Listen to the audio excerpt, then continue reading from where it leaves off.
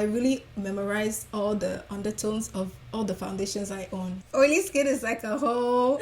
Okay. Oh my gosh. But like, what are some of the stylistic, aesthetic mistakes that you see? This is a controversial one. I'm excited to hear your answer. Fully monetizing and taking advantage of social media. Paid ads. Short form content is so popular now that even just you applying a lip gloss can go viral. You know what I mean? Diversify. As a makeup artist, you don't want to rely strictly on just you doing the person's face for you to make money. Keep doing your thing. Those right? are some great tips there. Yeah, thank you. We love a financially savvy girl.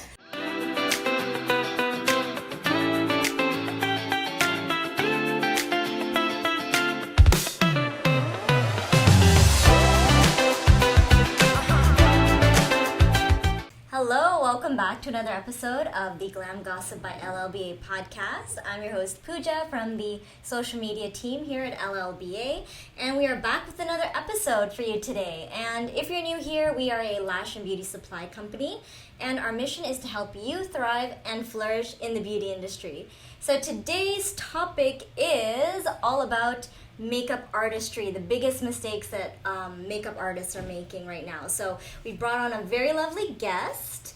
I'd like to introduce you to Victoria. Hi, Victoria. How are you doing? I'm great. Thank you so much for coming in today for our having me. podcast. Yes. So, Victoria is a very experienced, well-established makeup artist here and in the GTA, and she has like an excellent, awesome page. So, I would like Victoria, please introduce yourself quickly to our audience. Tell us a bit, maybe a bit about yourself, because Victoria has a very interesting story, very inspirational story. So I do want you to share a little bit with us before we get into the topic. Of course. Thank you for having me here. Like I said, a little about me, guys. Hi, everyone.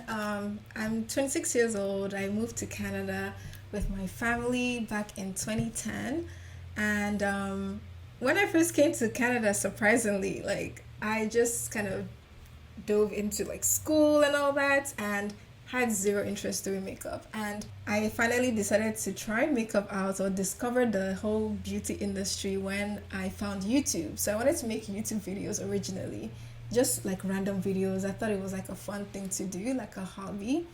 And then I came across beauty videos. And then I'm like, I could do that. It looks simple. I could just do this and record myself, and then here I have a video to post, right? So then I started doing that, and I fell in love. I would practice on my mom, my sisters, just whoever would let me do makeup on them. And then I would post it on Instagram, and then people started to ask me, oh, can you do my makeup? Or do you do other people's makeup? And I was like, oh, I didn't know this was a thing. You know what I mean? I can make a job doing this.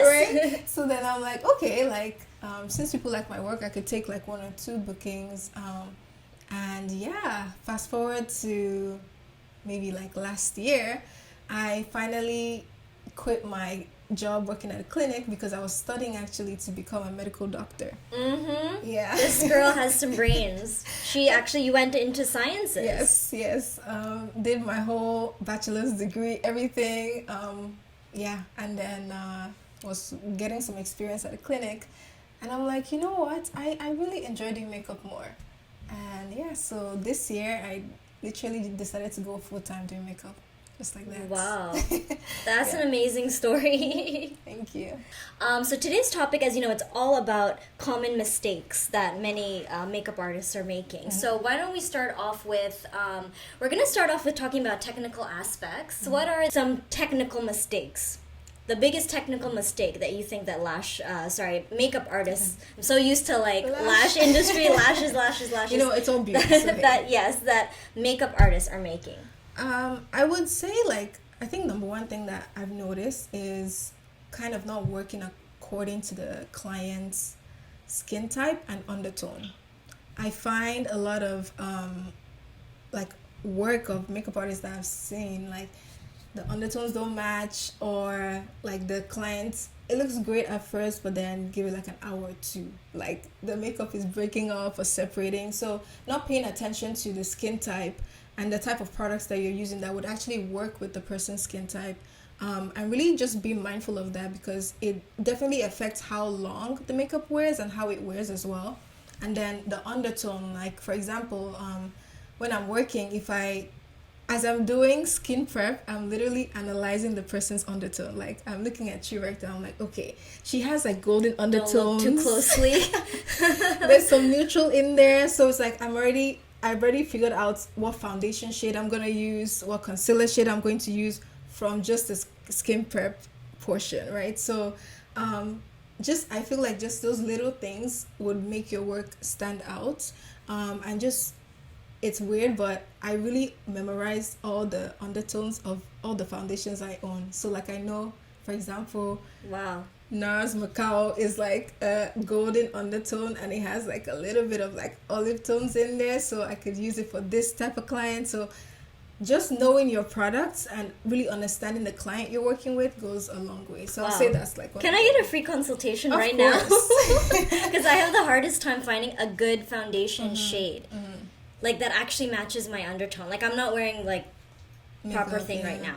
No, it's very tricky to be honest. Even me too. Like I've struggled a long time just figuring out what actual like you know how you just want one foundation that just matches you. Yes. I always have to mix, but yeah, it's very tricky and obviously depends on the brands you like, your skin type, like what kind of finish you're going for. So there's so much that goes into it, but definitely oily skin.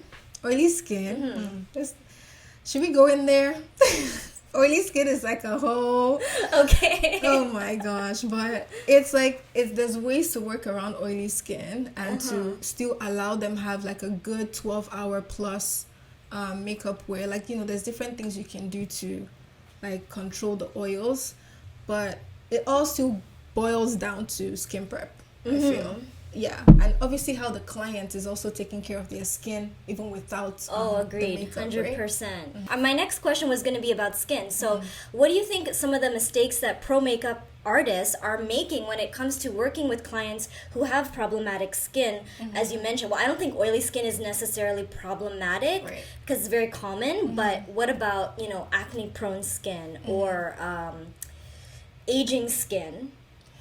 I would say also, again, skin prep, right? So, for example, sometimes it's like easy to assume, or even people I've spoken to, or even me myself, I struggled with acne for a while, and I would always just think, I don't want to put too much moisturizer on, like it will make me more oily. But your skin actually produces more oils when you don't moisturize, right? Because it's trying to almost compensate and balance itself out. So I would say skin prep is like a huge thing in terms of mature skin or acne prone skin. So I would not skip moisturizer regardless of if the person is super oily. And there's also, you know, like skin type of dehydrated skin that we don't really talk much about. Like we usually just think dry oily combination, but there's also dehydrated skin where it's like you really have to add like maybe hyaluronic acid to the person's skin just to add that moisture back in. So yeah, definitely skin prep. With acne prone skin, for example, I try to make sure I'm also not using too much product, right? So just keep it light. I feel like the lighter it is, the more their skin is able to breathe. And then they also, like the makeup also wears a lot better. It doesn't separate, right, when like throughout the day. And then for mature skin, lots of moisturizer. Like just nice thick moisturizers or even oils. You could even try oils as well. And then also keeping the products super light, not too heavy, not a lot of powders, because they really don't need that much powders for mature skin. A lot of older, like more mature ladies that I've worked with, their skin is like flawless. I don't know what it is, but it's like it feels like it's very smooth. So you don't need too much because you obviously don't want it to be settling in any of like the fine lines, right? To make them feel, you know, like, oh my god, there's too much on my face. But yeah, so that's what I'd say. Yeah, I totally agree with that. If you don't have a good canvas, makeup can only go so far. It can only do so much. So yeah, I think that's very an underrated tip there for not just makeup artists, but for people in general. Anybody who wears makeup, right? You need to be taking care of your skin. That's like the first thing before worrying about foundation, concealer, all of that, because yeah, it's not going to make a difference if you just pack it on, but then you have like texture and dryness underneath. Yeah, because makeup is not, it's not surgery or like, you know. Oh yeah. You know what I mean? Like we can do magic with the Yes, to all 1 those hour that guys we out have there. with you, right? who So it's think- like we can only do so much, and it's what you bring to us to work with. Literally, like you said, the canvas that we have to work with, that's what we have to work with, right? So yeah. Right, that's true. Moving on now to more like aesthetic sort of mistakes. Let's move. What do you think about common mistakes that a lot of professional artists are making out there when it comes to specific styles and trends? Now, this is more subjective. Obviously, it's going to be your own opinion. Obviously, everything is your own opinion. But like, what are some of the stylistic, aesthetic mistakes that you see? This is a controversial one. I'm excited to hear your answer. Like, do you mean in terms of like Makeup styles, makeup trends styles. that you think are like common mistakes that a lot of artists are doing nowadays? Huh. And I'm looking at you, Instagram makeup artists. I mean, that's an interesting question for sure, because I just believe it's not every trend you have to actually impute into your makeup style. You know, some trends are literally just trends. Like, just let them be on Instagram. You don't have to Right. actually incorporate every single one of them. For instance, the pink under eye. I don't get it. I've never understood it. It doesn't make sense to me. I don't know why you want your under eye pink, but you know what I mean? Like, it's one of those things that is cool for the video and the reel on Instagram, but not every client wants their under eye pink. You know what I mean? So I wouldn't do that as like an actual thing in my routine. So yeah, just kind of being mindful not to incorporate every single trend. Like a trend, for example, that was nice was, you know, when we started doing the fluffy brows. I feel like that was nice, you know. So people started to embrace more of their natural brow shapes and actually worked on growing their real brows, you know, instead of how like back in 2016, 2017, there was like the box brow. Fully like everything was like sculptured. Yeah. So, but yeah, so a few trends make sense, and some of them are just trends, and they're just supposed to be trends. So that's kind of like my take on it. I would not change my whole entire routine around just because, oh, there's a new trend that came out. And then you would also have clients sometimes that, oh, can you try the, you know, like the baby pink blush on me? I really like that. And then yeah, you do it for that specific client, but always based off of if the client likes it, or if they request it, then sure. But not necessarily something that would now become routine for every single client. Right. Does that answer the question? I don't know. Yeah, no, that makes total sense, and I totally agree with you. Like, a lot of these makeup trends, these beauty trends are driven by the algorithm. They're driven by social media. 100%. And if somebody sees that there's a trend, everybody wants to hop on that bandwagon, Right. whether it looks good or not, whether it's practical or not. And yeah, I think that's the birthplace of a lot of these trends that you mentioned, like the pink under eye. And there's so many. I mean, there are some trends nowadays that I like, that I think look nice and are actually realistic to and reflective of what people actually wear. Like Exactly. the clean girl look, Yes. I think is still a very popular trend. Soft glam. Everyone's Yeah, doing soft glam. now. It's just like remarketed, repackaged Exactly, literally. looks from the past. Yes. So proceed with caution when proceed it with comes caution. with those trends. Exactly. So thank you so much, Victoria. We're going to actually move on to the second part of our podcast.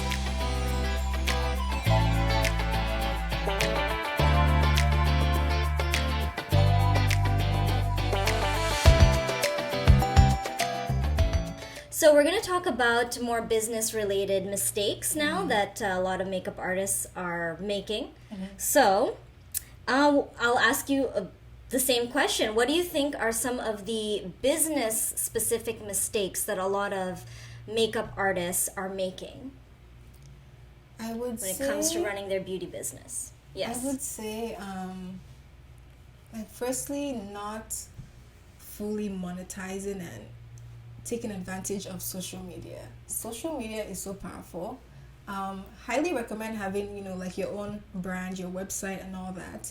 But the fact that there's Instagram and there's TikTok that's free, and not really like using the tools that they offer, like with the reels and TikTok. Even myself, like, I'm very much slacking on TikTok right now, and it's just such a huge marketing tool that can take you so far and allow you reach a whole lot of people without really even doing much. You didn't have to spend money. All you had to do was create that video. It's just the time that it takes, obviously, to make the videos. And then another one would be, I was gonna say ads. Oh, paid ads. Paid ads. I think it's an investment. It is an investment. And when you start to see your business as a business, I feel like it's something you should start to budget for. Because even just with my page, like I started doing more paid ads, like just to increase my reach, right? And to allow my posts to reach new people. And honestly, it has changed so much for me just literally like in 1 month, right? Not even just like the followers, but it's actually moving on to like real clients. Like people are actually booking because, oh wow, I saw this and I went on your page and then I loved what I saw and now I love for you to do my makeup, right? So it's actually leading to real life clients. So yeah, like I feel like once you start to see your makeup your makeup business as something that is really serious, like an actual business, you would budget for marketing as well. Like think about, for example, Kylie Jenner and her business. She's already super popular. Like who doesn't know Kylie Jenner? But she still pays for marketing. Right. You know what I mean? Right. So it's like, why aren't you doing the same thing? So definitely like paid ads, I think is a huge thing that not a lot of people do, obviously, because it can be expensive, but just do a little bit at a time, like maybe once a month. But I do think it's something that we should do more of as makeup artists. Yeah. Interesting. Yeah, good points there. And one final question I had was, how can professional makeup artists avoid stagnation and grow and evolve and keep up with the trends as they grow their business? Like basically, how do you grow your business as a makeup artist? And keep up with the trends. So it's kind of like tying in the trend aspect as well into our conversation. Yeah, so just I guess going back to really taking advantage of what we have in our generation of like social media, right?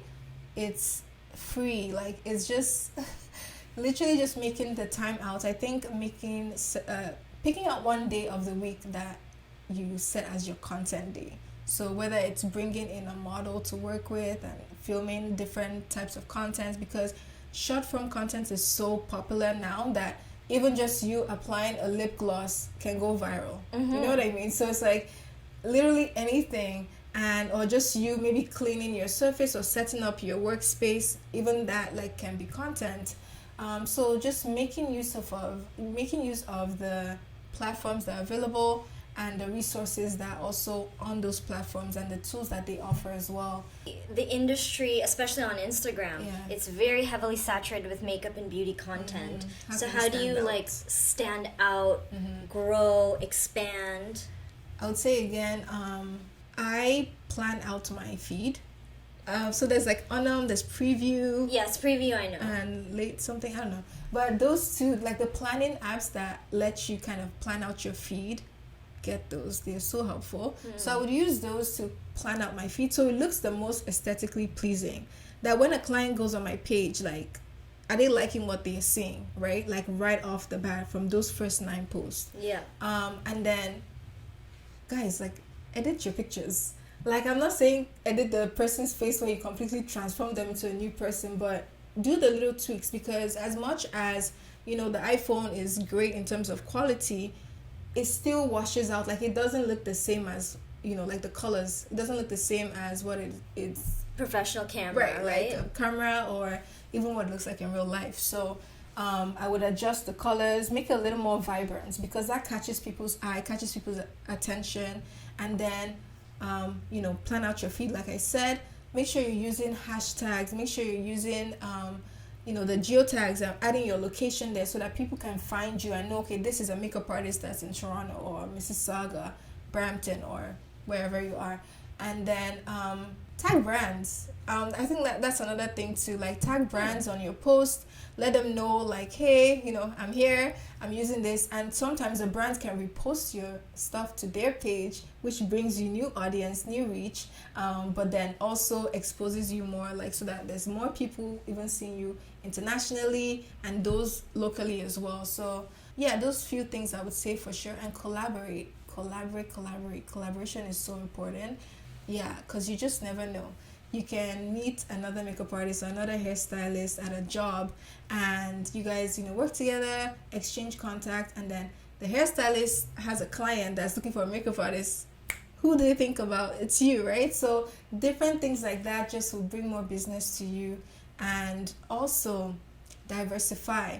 As a makeup artist, you don't want to rely strictly on just you doing the person's face for you to make money. So digital products are huge now. So like online courses, or even like ebooks, manuals, stuff like that, courses and stuff like that you can sell to people, because these are products that you only have to make once, but they continue to sell, right? And you technically don't have to be there physically to actually sell the product, right? It's just on your website or wherever it is, and then you're continuously making money for that. So those are different ways, I'll say, to grow and to expand and to just keep doing your thing. Those right? are some great tips there. Yeah, thank you. We love a financially savvy girl. Yes. So thank you so much, Victoria, for all of your advice. And you were so entertaining today, and you gave us a lot of very useful tips. So I just want to thank you again for joining us and taking the time out to come here today. And thank you for watching us.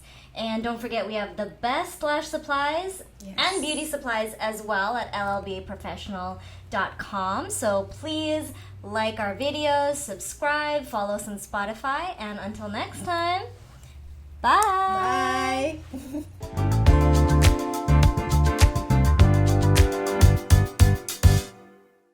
Makeup can do a lot, but it can't totally transform you. Yeah. As opposed to what many men out there think. It cannot actually make you a different Right. person.